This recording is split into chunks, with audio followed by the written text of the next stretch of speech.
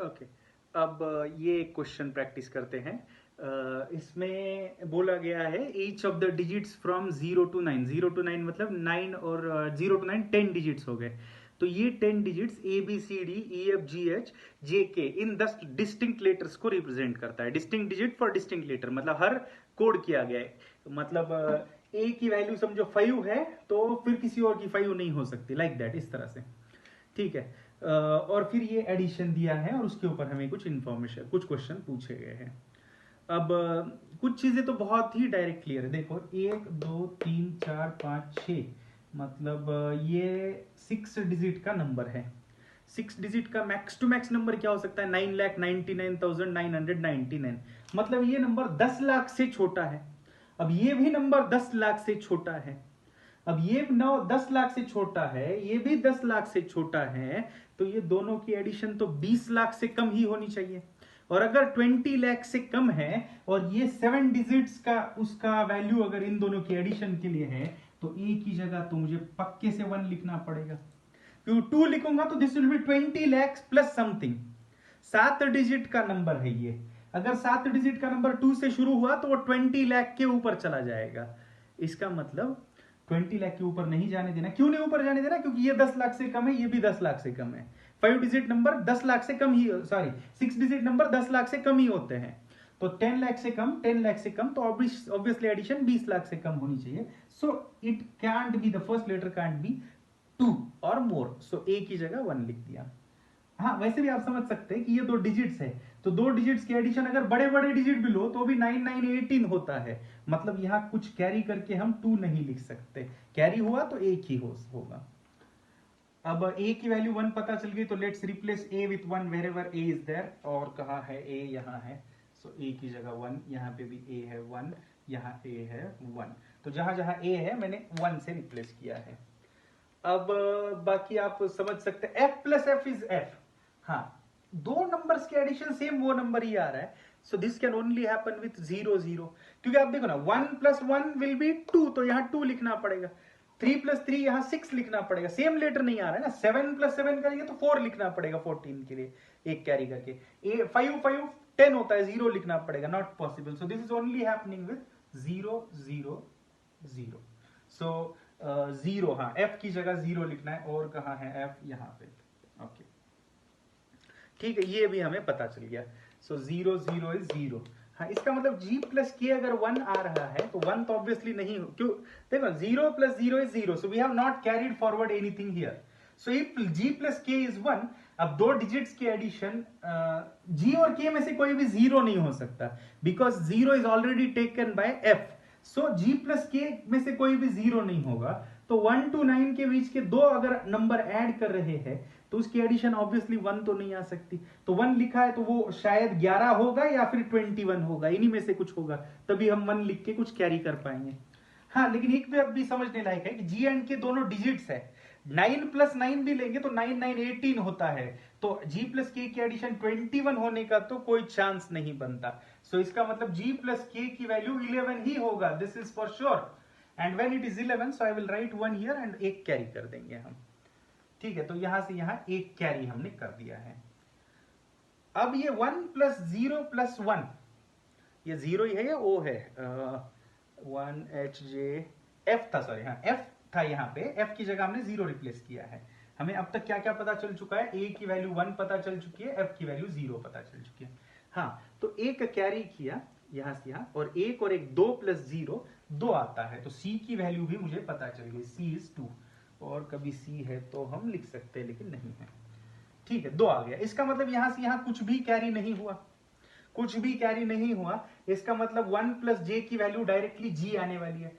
1 plus जे की value आने वाली है जी, और जी प्लस के 11 होने वाला है, वो भी हमने देख लिया। ओके, 1 प्लस जे जी होगा या कुछ और होगा, थोड़ा देखना पड़ेगा। यहां से हमने कैरी नहीं किया। 1 प्लस जे की वैल्यू जी भी हो सकती है, या फिर जैसे कि देखो अगर जे की वैल्यू अगर 9 हुआ, मान लो थोड़ी 9, हालांकि हो नहीं सकता क्योंकि 1 प्लस 9 हो जाएगा 10। 10 के लिए फिर 0 लिखना पड़ता, 0 एफ के लिए है। ठीक है, तो जे की वैल्यू ज्यादा से ज्यादा 8 हो सकती है, तो 1 प्लस 8 ज्यादा से ज्यादा यहाँ 9 आ सकता है। हाँ, इसका मतलब सही है, 1 प्लस जे इज जी। आगे कुछ कैरी जाने का चांस नहीं है। यहां से यहां कुछ भी कैरी नहीं आ रहा है।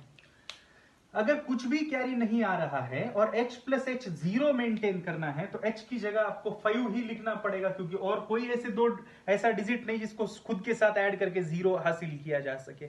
10 प्लस 10 20 होता है, बट हमें 1 to 9 0 to 9 के बीच के ही नंबर ट्राई करने हैं। तो h की जगह 5 लिखना पड़ेगा। 5 प्लस 5 10 होता है, 0 एक कैरी आया। अब मुझे 1 प्लस 1 आ रहा है 2, जबकि मुझे एक लिखकर एक कैरी करना है। तो आप समझ रहे हैं, आई होप। 1 प्लस 1 इज 2, 2 में b मिलाने के बाद एक लिखना है और एक कैरी करना है, मतलब 2 प्लस b की वैल्यू मुझे 11 चाहिए, तो b की जगह मुझे लिखना पड़ेगा 9। तो b का भी वैल्यू पता चल गया 9। सो ठीक है, ये कैरी हो गया 9। ठीक है, ये पता चल गया। ओके, तो we could not found out the values of G J K की ही वैल्यूज हमें पता नहीं चल सकी। क्वेश्चन पे आते हैं, देखते हैं। ये भी ओपन पजल है। पहला, which digit does the letter A represent? तो A represents 1। Which digit does the letter B represent? तो बी रिप्रेजेंट्स 9। ये तो इजीली रिप्रेजेंट हुआ। Which among the digit 3 4 6 7 can not be represented by the letter D? D कहां पे है? D कहां पे है? Okay, A okay, D use ही नहीं हुआ है इसमें। ध्यान से देखते हैं, 1 2 3 4 5 यूज हो गए हैं। इसके बाद जो बचते हैं, क्या क्या लेटर्स क्या क्या बचे हैं? जी बचा है,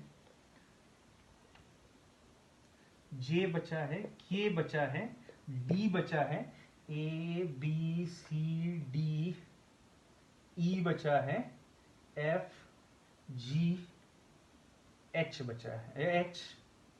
ठीक है, यही 5 बचे हैं। ये 5 का तो पता चल गया, ये 5 बचे हैं।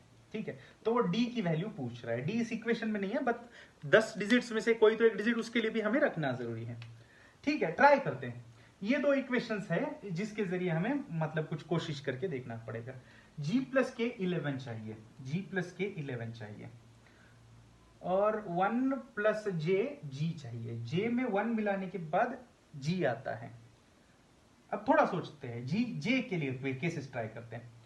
0 गया, 1 गया, 2 गया। अगर जे की जगह 3 लिखा तो क्या होगा वो सोचते हैं।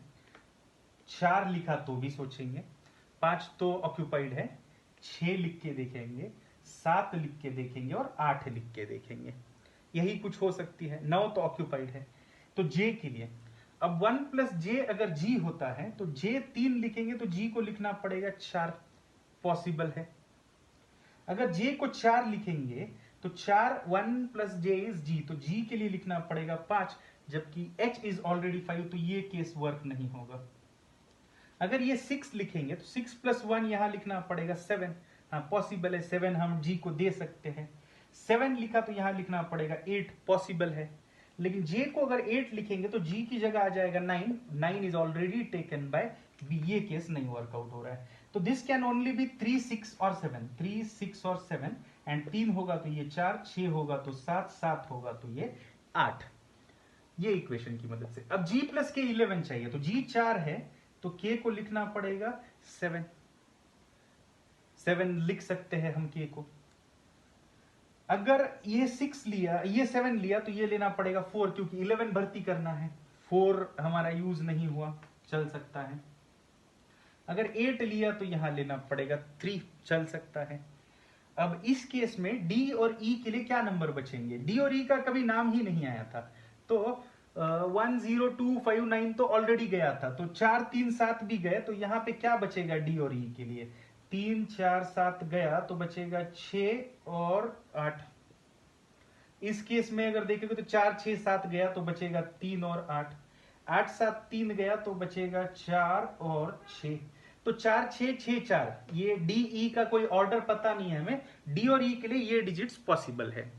तो अब क्वेश्चन अगला देखेंगे, तो वो बोल रहा है विच among the digits 3 4 6 7 can not be represented bye D?